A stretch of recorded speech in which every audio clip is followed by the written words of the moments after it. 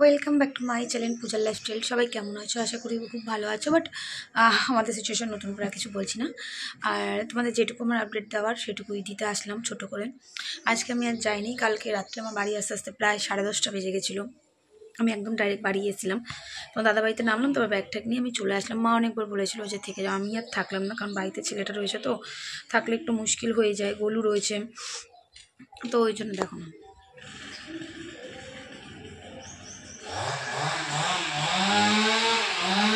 তো আজকে মানে এত শরীর টায়ার্ড লাগছে কি বলবো। অ্যাকচুয়ালি তোমরা যারা মানে হাওড়ার বাস ফাঁসে তারা হয়তো জানো খুব বাজে রকম হাওড়ার বাস চলে। তো শরীর পুরো আমাদের ঝাঁঝরা হয়ে গেছে আসতে গিয়ে, তার উপর তো ভিড় ছেড়েই দাও। তো আজকে তোমার দাদা যাবে একা, মাও যাবে না, আমিও যাবো না, আমরা কেউই যাচ্ছি না আজকে। আবার কালকে যাবো। তো তোমাদের পুরো ডিটেলসটাই আমি দিয়ে দিই, কারণ তোমাদের আমি সত্যি খুব টেনশনেই ছিলাম।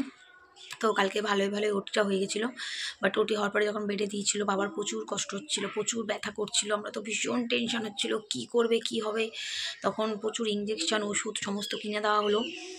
সব দেওয়ার পরে তখন অনেকক্ষণ টাইম আমরা থাকার পরে তারপরে আমরা বাড়ি ফিরলাম।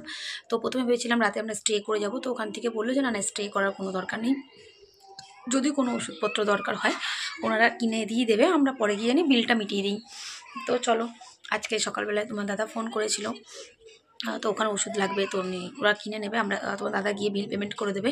কারণ দেখো আমার পেশেন্টের ট্রিটমেন্ট আগে স্টার্ট করলেই তো ভালো না, এটা খুব ভালো জিনিস আমি ওখানে দেখলাম। আর প্রচণ্ড ক্লিন অ্যান্ড ফ্রেশ চাই, মানে পুরো পরিবেশটা খুব সুন্দর, পরিষ্কার, মানে টয়লেট থেকে শুরু করে সব কিছু এত পরিষ্কার ক্লিন, ধারণা করার বাইরে। আর মানে হসপিটাল ওটার মানে লেখা ওটা হসপিটালই, বাট হসপিটাল কম নার্সিংহোম বেশি। ভীষণই মানে ব্যবহার, স্টাফদের ব্যবহারও দেখলাম ভীষণই ভালো। তারপরে তোমার সিস্টেম ভীষণ ভালো, মানে আমাদের যেমন নর্মালি কি হয়, এই ওষুধটা লাগবে পেশেন্টের জন্য এনে দিন, মানে আমি যতক্ষণ না পেশেন্টের ওষুধটা হতেই পারে আমি একটা দোকানে পাচ্ছি না, আমি একটা দোকানে যাচ্ছি, ততক্ষণ কি পেশেন্টটা ওষুধ পাবে না? না, এদের মধ্যে সেটা নেই, এদের স্টকে যে ওষুধ থাকে এরা ইনস্ট্যান্ট ওষুধ দিয়ে দেয়, তারপরে তোমাকে লিখে দেবে এই ওষুধটা এনে দিন। যখন আমরা আবার ওষুধটা এনে দিচ্ছি ওরা ওটা স্টক করছে, মানে খুব সুন্দর রকম সিস্টেম। মানে পেশেন্টের মানে ওষুধের জন্য লেট হবে পেশেন্টের ট্রিটমেন্ট করতে, ওরকম কোনো কিছু নয়, খুবই ভালো। তো সকালে ফোন করা হলো, বাবা এখন ভালো আছে, ওটিতেই রয়েছে এখনও, কিন্তু আজকে ওটি থেকে জেনারেল বেডে শিফট করবে বাবাকে। তো তোমার দাদা এখন বেরোবে, 11:30 ট্রেনটাই ও ধরবে, স্টেশনে পৌঁছে গেছে, ও ধরে যাবে, ট্রেন ধরে যাবে, হাওড়া অবধি যাবে, হাওড়া থেকে ওলা বাইক বুক করে বেরিয়ে যাবে। তো আমাকে মতন ফোন করে বললো যে শোনা বাবা ঠিক আছে।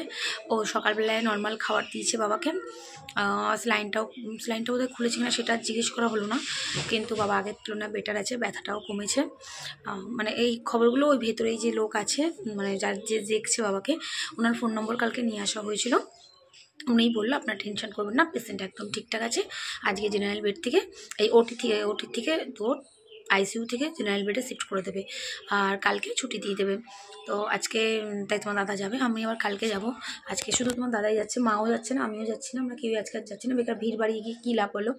এবার যাতায়াতেও তো প্রচুর খরচা হয়, একটা মানুষ থাকলে পরে তার খাওয়া দাওয়া খরচা থেকে শুরু করে সবটাই।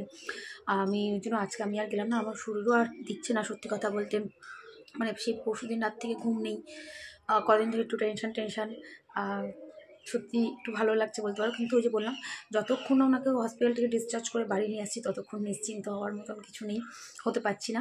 বাট আগের তুলনায় অনেকটা নিশ্চিন্ত হয়েছি, অনেকটা রিল্যাক্সও হয়েছি, অতটা টেনশন এখন আর হচ্ছে না, যেহেতু ওটিটা তো হয়ে গেছে আর ভালো আছে উনি। আজকে আইসিইউ থেকে যেহেতু তোমার বেডেও দিয়ে দেবে, একটা পেশেন্ট আইসিইউ থেকে বেডে তখনই দেয় না যখন সেই পেশেন্টটা একটু সুস্থ হয়, তো সেই জন্য বলতে পারো একটু ভালো আছি। কালকে যাব আবার, কালকে আমি মা তোমার দাদা এখান থেকে গাড়ি নিয়ে রেডি যাবো, একদম বাবাকে নিয়ে চলে আসবো। অবশ্যই কালকেরও আপডেট তোমার দেবো, আজকে বাড়িতেই আছি, দেখি একটু লাইভেও আসবো ভাবছি, একটু ঘুমিয়েই নিই, ঘুমও পাচ্ছে, প্রচুর ঘুম পাচ্ছে, যে রান্নাবাড়ি সেরকম কিচ্ছু করবো না, একটু আলু সিদ্ধ ডিম সিদ্ধ দিয়ে ভাত করে নেবো, আর কিছুই করবো না। আর একজনকে দেখো, আর তোমরা আমি জানি না অনেকে অনেক কিছু পাঠিয়েছো আমাকে হোয়াটসঅ্যাপে, কিসের লিঙ্ক আমি এখনও অবধি খুলে দেখিনি, আমি জানি না কী পাঠিয়েছো, আমি অবশ্যই পরে দেখে নেবো, দেখে অবশ্যই তোমাদের রিপ্লাই করে দেবো। কী পাঠিয়েছো আমি ঠিক বলতে পারছি না, কারণ আমার এখনও অবধি দেখার মতন সেই সময়টা হয়নি। অ্যাকচুয়ালি ওই ফোনটা দেখতে পাচ্ছ তো, আমার ওই ফোনটাতে হোয়াটসঅ্যাপে তোমরা অনেক কিছু পাঠিয়ে রেখেছো, আমি দেখলাম, বেশ অনেক লিঙ্ক পাঠানো দেখলাম, লিঙ্ক শেয়ার করা, কিন্তু আমি এখনও অবধি খুলে দেখতে পারিনি।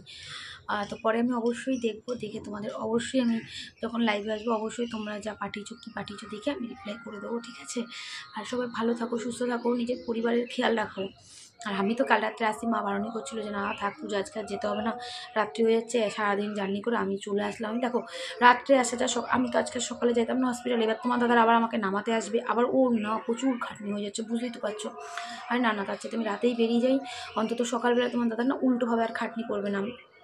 তো ওই জন্য আমি কালকে রাত্রে আমি চলে এসেছি বাড়িতে, মানে 10টার লঞ্চে আমি এসেছি, জানো তো অনেকটা রাত হয়ে গেছিলো, বাড়িতে আস্তে আস্তে প্রায় 10:30 পৌনে 11টা বেজে গেছিলো আমাদের। তো আর রাতে এসে তোমাদেরকে কোনো আপডেট দিতে পারিনি, বাট আমি লাস্ট আপডেট বোধহয় দিয়েছিলাম যে ওটি হয়ে গেছে, তারপরে আর কোনো আপডেট তোমাদেরকে আমি দিতে পারিনি।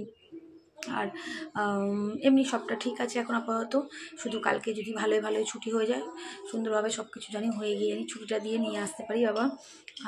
তারপরে তোমার দাদা একটা প্ল্যান আছে কালকেই, দেখি যদি সাকসেস হয় তারপরে তোমাদেরকে আমি ইনস্ট্যান্ট জানাবো, কারণ আগে থেকে তো বলা উচিত নয়। ওই জন্য বলছিলাম, আর বাবা মাকে নিয়ে আমাদের একটা জায়গায় যাওয়ার আছে কালকে, বাবা মা আমি তোমার দাদা আমাদের একটা জায়গায় যাওয়ার আছে, ইচ্ছে আছে ভালোই যদি ছুটি দিয়ে বের করে নিতে পারি, আমাদের ইচ্ছে আছে যাওয়ার কালকেই বাবা মাকে নিয়ে। বাট আমি জানি না কতটা পারবো, বা জানি না কতটা টাইমের সাথে সেট হবে বিষয়টা, কারণ কখন ছুটি দিয়ে আমরা বার করবো, কারণ ওখানে ছুটিই দেয় 12টার পর থেকে ছুটি দেওয়ার সিস্টেম থাকলেও মানে ছুটি দিয়ে বের করতে করতে তোমার 5টা বেজে যাবে। তো জানি না সেই টাইমের মধ্যে যদি সবটা সেট হয়ে যায়, ঠিক আছে বলেই দিই, ছাড়ো। আমাদের ইচ্ছে আছে কালকে বাবা মাকে নিয়ে একদম কালীঘাটে যাওয়ার, কলকাতা কালীঘাটে গিয়ে মায়ের দর্শন করে বাড়ি ফিরবো, এটাই ইচ্ছে আছে, সেটা তোমার দাদার মারাত্মক রকম ইচ্ছে রয়েছে। ইভেন আমরা এখান থেকে যেহেতু গাড়ি নিয়ে যাচ্ছি, ড্রাইভারকেও সেভাবেই বলা আছে যে আমরা বেরিয়ে একদম কালীঘাট যাব, বাবা মাকে নিয়ে একদম ওখানে কালীঘাটে মায়ের দর্শন করে তারপরে আমরা বাড়ির পথে ফিরবো। আর তোমরা যারা বেহালা থাকো নিশ্চয়ই আমরা বেহালা আর কালীঘাট কিন্তু একদম মানে উল্টো রুট, পুরো রুটটাই উল্টো। এবার টাইমিংয়ের একটা ব্যাপার আছে, এবার কখন বাবাকে ছুটি দিয়ে আমরা বার করতে পারবো সব কিছু কমপ্লিট করে সেটাও জানি না। 12টার পর থেকে ছুটি দিলে কী হবে, কিন্তু ওরা তো মানে ওরম সময় দেখলাম তো কালকে অনেকেরই 5টা বেজে যাচ্ছে তখন ছুটি দিয়ে বেরোচ্ছে, এরকম একটা ব্যাপার। আর যদি সময়ের সাথে সবটা সেট হয় তাহলে আমরা কালীঘাট যাব, কলকাতা কালীঘাটে যাব, মা বাবাকে নিয়ে মায়ের দর্শন করিয়ে নিয়ে আসবো। আর যদি টাইম সেট না হতে পারে তাহলে আর কিছু করার নেই, তাহলে আর যাওয়াও হবে না। তো এটাই ইচ্ছে আছে, জানি না কতটা সেই ইচ্ছে পূরণ হবে। ভালোই এটুকুই এখনও চাইবো যে জানি ভালো মতন বাড়িতে নিয়ে চলে আসতে পারি, ব্যাস এইটুকুই। আর তোমরাও আর টেনশন করো না, আমি অতটা একটু টেনশন আছে বাট অতটা আর নেই। বাড়ি দেখো যতই হোক একটা বাড়ির মানুষ যদি হসপিটাল অ্যাডমিট থাকে, একটা মানুষ তো আর নিশ্চিন্তে রিল্যাক্সে শুয়ে বসে থাকতে পারে না। তো এমনি ওটিটার দিক থেকে যে টেনশনটা ছিল সেখান থেকে আমরা রিল্যাক্স হয়ে গেছি, কিন্তু ওটি হওয়ার পর বাবার প্রচুর কষ্ট হয়েছিল, প্রচুর। তো তোমার দাদাকে দেখবার মতন ছিল, যেন না সেই সিচুয়েশান, সেই সময়টা যখন ওটি করে যখন দিয়েছে আমি দেখে আসলাম, যখন তোমার দাদা আর আমি ওষুধ কিনতে যখন গেলাম তোমার দাদাকে, মানে আমি তো ওকে দেখে আমি নিজে ভেঙে পড়ছি, আমি নিজেই নার্ভাস এমনি। তারপরে যখন তোমার দাদাকে দেখছি আমার আরও বেশি নার্ভাসনেস লাগছিলো। তো যাই হোক সামলে নিয়েছি একে অপরকে, এটাই তো জীবন বলো, ভালো মন্দর সময়টা তো দুজনকে সামলানোটাই তো সম্পর্ক। কাদা ছেটাছেটি তো অনেকেই করে, বাট না, আমি সবসময়ই তোমাদের কাছে সেটাই নিয়েছি যেটা সত্যি, যেটা আমার সাথে ঘটে ওইটুকুই। বেকার বানিয়ে মিথ্যে প্রলাপ লাগিয়ে ওগুলো ঠিক আমার পোষায় না কোনো দিনই, ওই মিথ্যের প্রলাপ লাগাতে আমি পছন্দ করি। হ্যাঁ, সম্পর্কে অশান্তি সবার মধ্যে থাকে, সেই জন্য সেটাকে এখানে এনে গোষ্ঠীর মামাসি করতে হবে ওরকমটা কোনো কথা নয়। আর আমি জিনিসটাকে পছন্দও করি না, আমরা কেউই করি না। আমি তোমাদের বারবারই বলেছি আমাদের ফ্যামিলি ওরকম নয়, আমরা এগুলো পছন্দ করি না। তাই ছাড়ো, বেশি কথা না বলাই ভালো, আমরা আমাদের মতন বেশ ভালোই আছি, শুধু বাবাকে সুস্থ করে একটু বাড়ি নিয়ে আসি। তো চলো টাটা, সবাই ভালো থেকো, সুস্থ থেকো, এইভাবে ভালোবাসা দিও, আশীর্বাদ করো, যাতে পরিবারগুলোকে নিয়ে ভালো থাকতে পারি, একটা পরিবার নয় 2টো পরিবারকে নিয়ে যাতে ভালো থাকতে পারি, ব্যাস এইটুকুই, আর কিচ্ছু না। টাটা, ভালো থেকো সবাই।